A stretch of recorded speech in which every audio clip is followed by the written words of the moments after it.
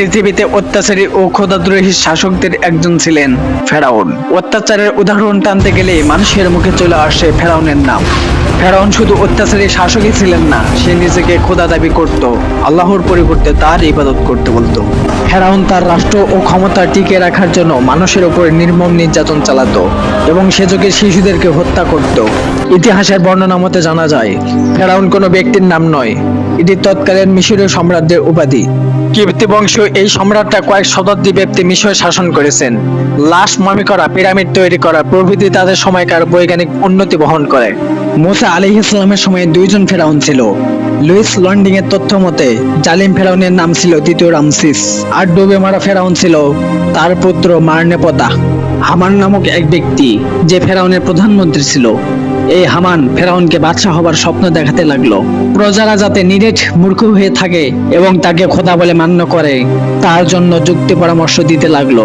হামানের পরামর্শ মতো ফেরাউন পাঠশালা ও বক্তব্য রাজ্য থেকে উঠিয়ে দেশময় প্রচার করে দিলেন, কেউ আর লেখাপড়া শিখতে পারবে না, রাজার আদেশ অমান্য করলে সব অংশে তার গর্দান যাবে। প্রজারা ফেরাউনের আদেশ মতো চলতে লাগলো। সারা দেশে কিছুকালের মধ্যে একেবারে গণ্ডমূর্খতে পূর্ণ হয়ে গেল।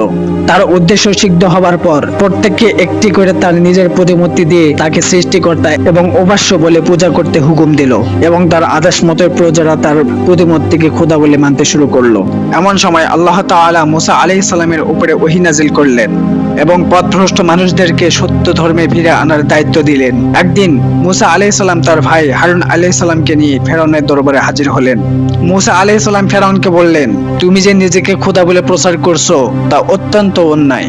আল্লাহ ছাড়া মানুষের আর কোনো উপাস্য নেই, আর আমি আল্লাহর পক্ষ থেকে প্রেরিত একজন পয়গম্বর। ফেরাউন তাকে তাচ্ছিল্য করে তার উপর এবং তার ধর্মের বিশ্বাসীদের উপর নির্যাতন চালাতে লাগলো। তার নির্যাতন বেড়ে যাওয়ার পর আল্লাহর হুকুমে মুসা আলাইহিস সালাম তার অনুসারীদেরকে নিয়ে মিশর ছেড়ে যাওয়ার উদ্দেশ্যে রওনা হলেন।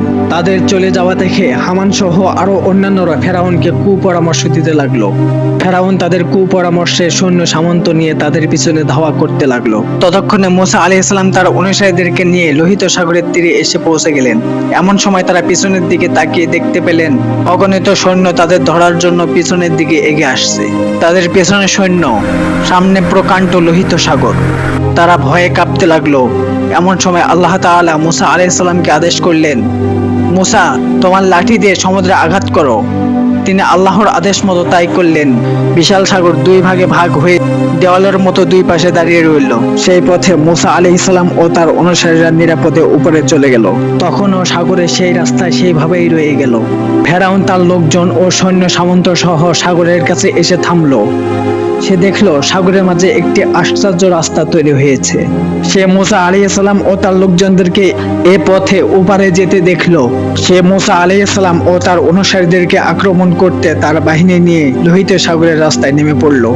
যখন ফেরাউন বাহিনী সাগরের মাঝামাঝি এসে পৌঁছালো, এমন সময় মুসা আলাইহিস সালামকে আল্লাহ তাআলা বললেন, তাড়াতাড়ি সাগরের উপর তোমার লাঠি দিয়ে আঘাত করো। হুকুম মতোই মুসা আলাইহিস সালাম তাই করলেন। অমনি দুই দিক থেকে পানির খাড়া উঁচু স্রোত ফেরাউন ও তার সৈন্যদের উপরে পড়ল, তাদেরকে ভাসিয়ে নিয়ে গেল। সেই সঙ্গে সঙ্গে আল্লাহ তাআলা তাদেরকে ধ্বংস করে দিল। সুপ্রিয় দর্শক, আজকের ভিডিও এ পর্যন্তই। পরবর্তীতে নতুন কোনো ভিডিও নিয়ে আপনাদের মাঝে হাজির হব। নতুন ভিডিও পেতে চ্যানেলটি অবশ্যই সাবস্ক্রাইব করবেন।